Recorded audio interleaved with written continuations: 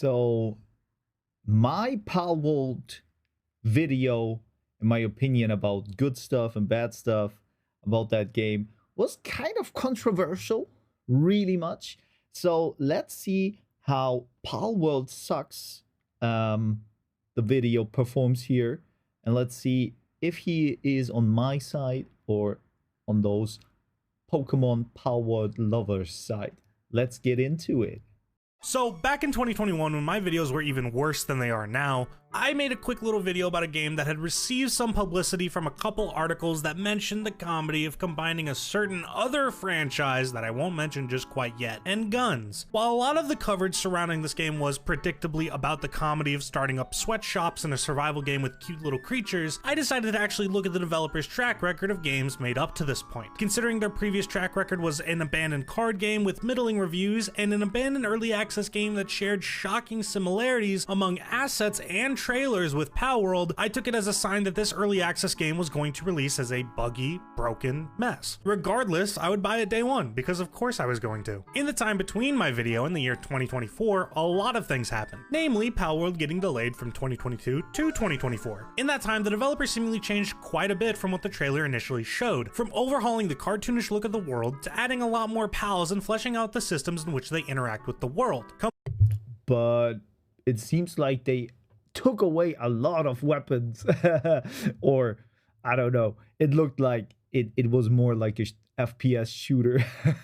From the beginning of this year, I remembered Palworld was set for release, and I prepared to play it and record it, expecting a mess of a game like I had described earlier. Suddenly, the gaming community was inundated with news about Palworld from people who had gotten early access codes, talking about the game and hyping people up for it. And then the game released, and sold 1 million copies in no time. Then 2 million, 3, 4, 5, 6, 7, 8, 19 million people had purchased or played this game. This game set records for concurrent player counts on Steam and nearly dethroned PUBG for the concurrent player count record. Nearly overnight, this indie game boasted sales numbers that rivaled the franchise it was seemingly parodying. When it comes to other monster catching games, no one had truly come this close to toppling the rat. This has to mean the game is good, right? Now, to preface me talking about this game, let me clear the air a bit because discussion surrounding this game has been absolutely psychotic. If you like the game, you support AI art, theft, and the collapse of gaming. If you dislike the game, you support a multi-billion-dollar corporation, anti-consumer business practices, and the collapse of gaming.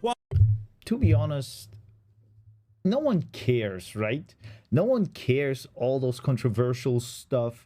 We just want a game. We gamers don't care in politics.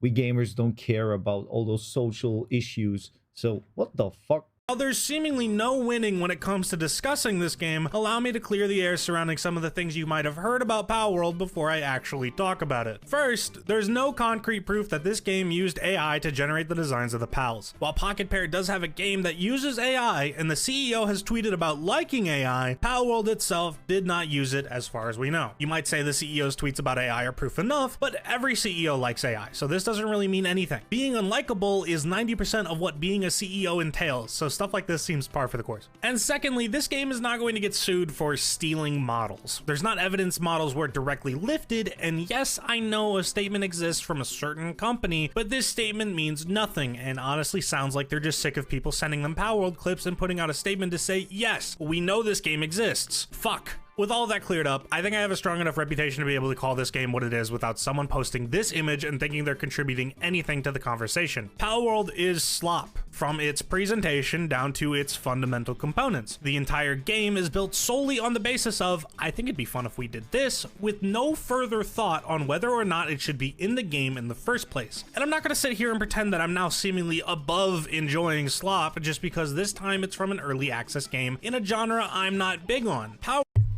To be honest, I like his approach. I like the word slop or slump or something like that, slub. I heard about some people arguing that this game is kind of exactly people like it because they just put everything inside the game that is fun, and that's why it is fun and it turned out well. But I give him that. It is not well thought through till the end, and maybe they improve on it, But right now, I agree. Palworld is fun, about as much so as a puddle. The idea sounds fun, and I have fun jumping into it, but I hit the bottom fast, and then I'm left standing there with soggy shoes. I will say what Palworld does best is that it managed to trick 19 million people into playing Ark, or Conan Exiles. But seriously, its survival mechanics, unlike usual entries into this genre, are pretty easy to understand from the get-go, and progression feels pretty quick in the beginning stages of the game. Having the pals you go around and catch become your workers is a pretty smart thing to do, because And I have to say, that's a good point. Like, it's good that it's quick and fast because you want to have people playing the game, and you probably also cater the game for a lot of different age groups. So I don't think that let's say, yeah, well, maybe that's not true because of the guns, but yeah, forget about that. as it begins to automate a lot of the early game grind that turns people off to this genre, while also allowing you to explore while still feeling like you're progressing further into the game. This is without mentioning that PC players seem to eat up survival games like crack, regardless of their overall quality. Rust, Ark, Conan Exiles, DayZ, Valheim, etc. all come with a level of jank that the average player base is willing to accept because, well, there's nowhere else to really experience this type of gameplay. This game also happened to follow the rising trend of an indie game releasing and it just becoming the game you and your friends hop on to play for a while. BattleBit, Lethal Company, and now Palworld have all been co-op multiplayer experiences. I'm willing to bet a lot of people tried out this game because their friends DM'd them about it. With how accessible Palworld makes its survival mechanics and the general feeling of exploring a world and coming across new creatures to And to be honest, that's a good thing. You should play games with other people, and I recently noticed that all the good games are probably only fun with other people. Like, I want to play Helldivers too, but I can only imagine playing that game with friends, not alone or with random people. And that's the same for Palworld, so it is no wrong.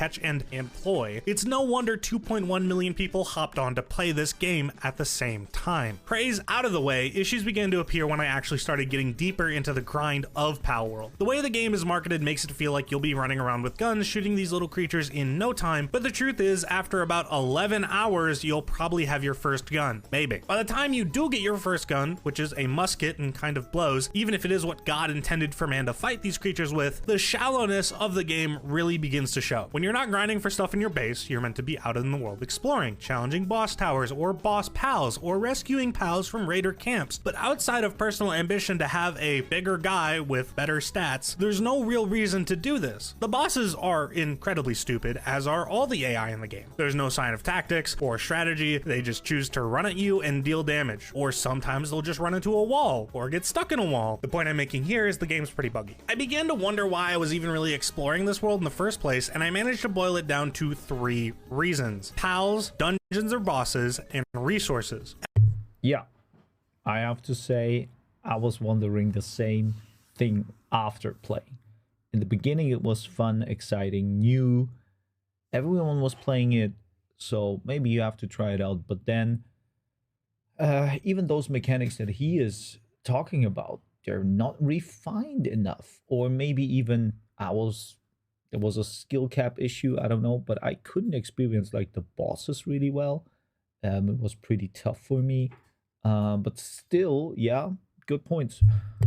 At a certain point, your base becomes like 95% self-sustaining, especially if you strategize your second base correctly by essentially building an ore farm. The only reasons to go to dungeons is sulfur, unless you just buy all your ammo at merchants, or for alpha pals, or ancient technology parts. As for bosses, they really just give you XP. I see no other reason to show up for these, especially when, as far as boss fights go, they're pretty boring. This leaves the last and final reason to leave your sweatshop: catching more pals, which was personally the main thing I was interested in when this game was announced and what I bought it for. All right, brace yourselves because I'm gonna break the glass, and it's time I mentioned the P word. Pokemon, Pokemon, Pokemon. Despite the astounding amount of discourse surrounding this game, neither side truly understands what the real issue is behind the designs of Palworld's pals. Once again, the models aren't AI generated, and with the current information we do have, there's no solid evidence that Palworld straight up stole Pokemon's models either. The real issue with pals is that But from admission of the company and their CEO, they're not in the business of creating an original set of creatures for the world, or an original game for that matter. Which means I can look at 80% of the roster of pals and let my brain instantly make the connection to which 3 Pokemon they shoved into a blender to form them. Not to mention, while again... Yeah, and this is something that I talked about maybe in my video as well, like when they would have chosen maybe a little bit of a different or more edgy, more mature style of the pals, even though it doesn't fit the other graphics, it wouldn't be that obvious.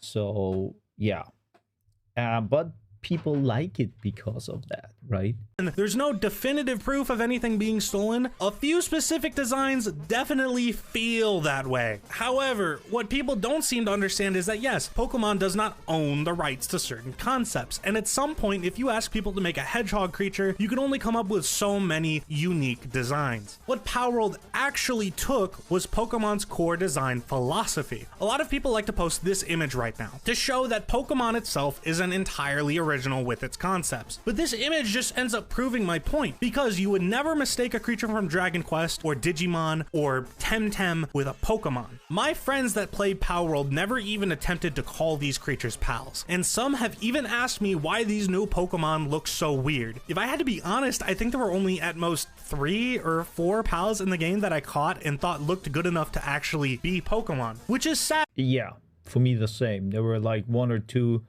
maybe 3 that I caught and was like, I can work with that. All the others are just garbage.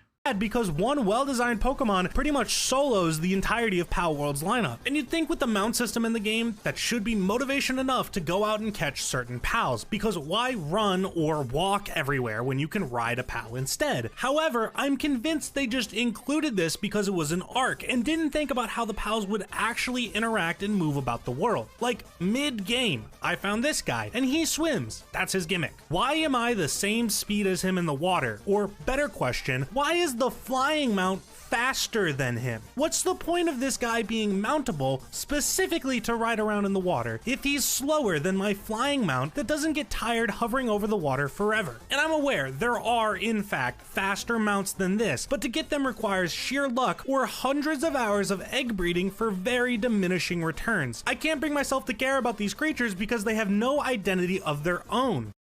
Good point there. Seems like you can change them up. Like it doesn't care if the cat is working or a sheep looking pal is working. It doesn't make any difference, right?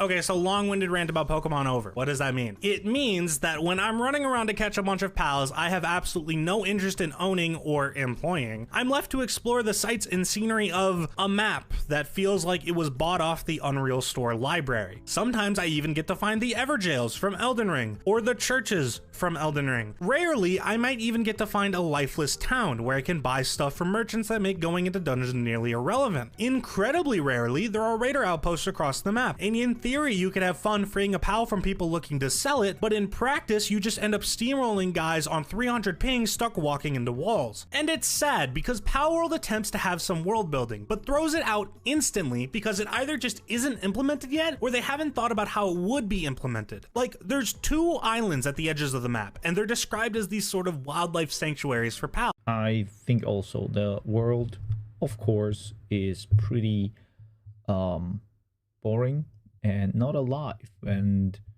you can't immerse in that. What makes them so special is that stepping foot on the island and being spotted by the guards will immediately make you want it. And I'd love to show you footage of that, but it never happened to me because my friend and I found out you could just stay on a flying mount the whole time. And because you're flying, your feet never actually touch the ground, which I guess is a requirement to become wanted. So you can just taunt the guards all you want, go around and slaughter or catch these rare pals, whatever. Why world build? We don't care about original concepts, we just care about fun. With none of those things around, despite the same 3 to 5 pals stuffed into a certain region, the map is well and truly barren and lifeless. I'm talking... I have to say, it's like you can compare it with like a candy. When you're hungry and you eat candy, you're pretty much satisfied for a little bit, and then you get hungry again. And Palworld is this candy. So other games kind of are this full dinner or lunch meal that you're satisfied, but this one is not. Sonic 06 solely on a forest hub world levels of empty. Past that, the game overall feels incredibly unpolished, and not in the it's an early access sense. I can't help but think that everything it does well wasn't a purposeful decision from the developers, and was instead just a stroke of sheer luck after mashing other games' mechanics and features together, with no real thought about how they should fit in and interact. For example, this is a survival game, so naturally Palworld comes with a hunger mechanic, a motivator for you to find food and eat it. But there's no real punishment if you run out of food, not even on hard mode. Starvation just means your health will sit at 1 HP, but you won't die. There's not even a penalty to your stamina regeneration. You can just run around forever with 1 HP and never eat. Not to mention there are a plethora of foods to cook, but no reason for you to not just farm and eat cooked or raw berries. The only difference with the other foods is that they fill you up quicker. Hundreds of best food in Palworld articles, yet no real world replacement found for farming berries and clicking berries 20 times. And sure, take it from Reggie, if the game isn't fun, why bother? Clearly 19 million people and counting find some form of enjoyment out of the slop, and for that I'm glad that some of them don't feel like they wasted 30 bucks. It's no surprise Palworld did get this popular. The idea of Pokemon with guns combined with a genre PC players are practically addicted to leaves little room for the game to have fallen flat on its face. I think that the advertisement did a great job, and all the other content creators that played it and enjoyed it did a great job to show that this game is fun, and that's why it grew. It didn't grow because people were going to buy it on their own or from their own decision. It was just a big, advertisement, and that the same happens with Helldivers 2, but it seems like this game gives you more polished and future content. Mention any jank Palworld might have inherently come with is looked over because, as I said earlier, people who play this genre are used to jank that's probably worse than whatever Palworld is offering. And you get all of it for $30 with no microtransactions or DLC and free updates promised to be coming soon. A lot of people find that to be more than enough. I definitely cannot recommend Palworld in its release state or even currently after its first couple round of patches. Don't get me wrong, if you're fine with everything I listed above, don't let me stop you from having fun with your friends. I still believe that's ultimately the reason most people ended up enjoying this game through the slop that it is. Just keep in mind that it's shallow, and if you're one of the people looking for a Pokemon experience on the PC, I'd keep looking, or even just wait the 2 years it'll take for Palworld to be either the Pokemon killer people want it to be, or a survival game worth investing your time into. Yeah, very good video. I have to agree with that. Good points at the end. Just check it out, and if you like it, play it, but be honest to yourself if that game is really still that great after you played a long time. So see you in the next one. Peace out.